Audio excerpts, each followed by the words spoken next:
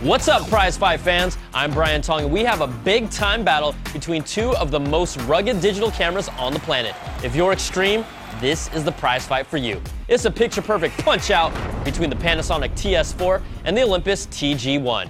Our judges for this fight are senior editor Lori Grunin and senior editor Josh Goldman, and we'll take both judges' scores and average them out to the nearest 10th. The final Prizefight score will be an average using the same system. Let's keep it clean. First round is design and interface. Now, these aren't the sexiest $399 point-and-shoot cameras you'll ever see, but who cares when they're waterproof up to 40 feet deep, shockproof from 6.5 feet high, and freeze-proof down to -10 degrees Celsius. These cameras are rugged. Now, the Panasonic TS4 is the sleeker and more stylish between the two, coming in 4 different colors, but its LCD screen is smaller and a disappointing lower res. Plus, if you're wearing gloves while using these specific cameras, it's harder to feel the TS4's buttons, especially its navigation pad. You also have to go in and out of different screens to change the settings, and it's just not as simple to navigate.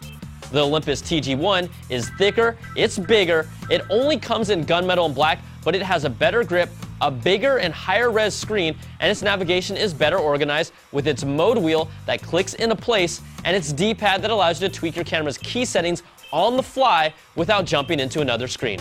Sure, its design is chunkier, but this camera is crush-proof up to 220 pounds. The TS4 can't claim that, so it will survive even if a big girl sits on it. The Olympus TG1 takes the first round with a 4.5, and the Panasonic TS4 gets a 3. Next round is features. Both rugged cameras have built-in GPS to log your photo locations.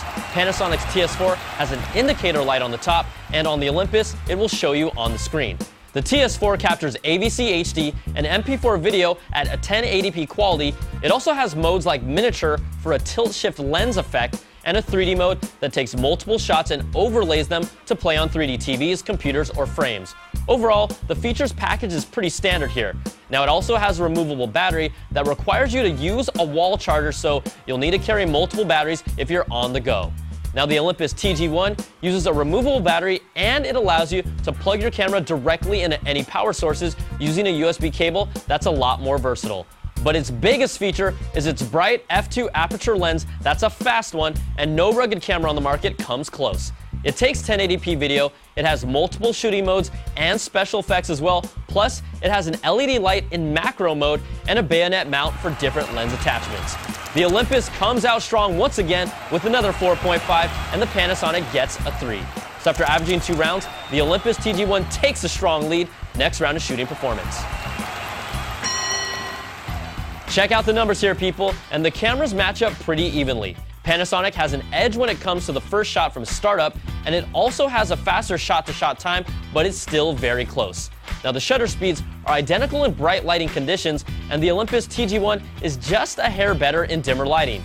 Panasonic's Sonic Speed autofocus was slightly faster than the Olympus as well, but using both cameras' continuous shooting mode in our tests, Panasonic's TS4 took a picture on average every 2.7 frames per second, while the Olympus TG1 took a picture every 4.3 frames per second.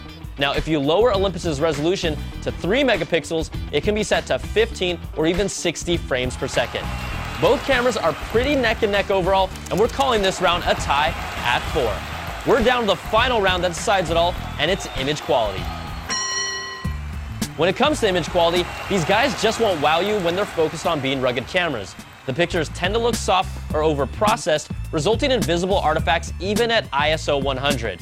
Now, Olympus's TG1 photos are too cool and have more processing artifacts, while the Panasonic had a better white balance.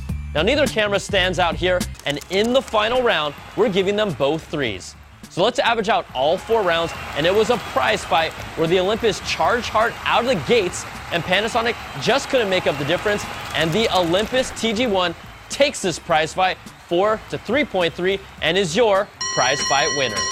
I'm Brian Tong. Thanks for watching, and thanks to our sponsor eBay, and we'll catch you guys next time on another prize fight. Woo-hoo!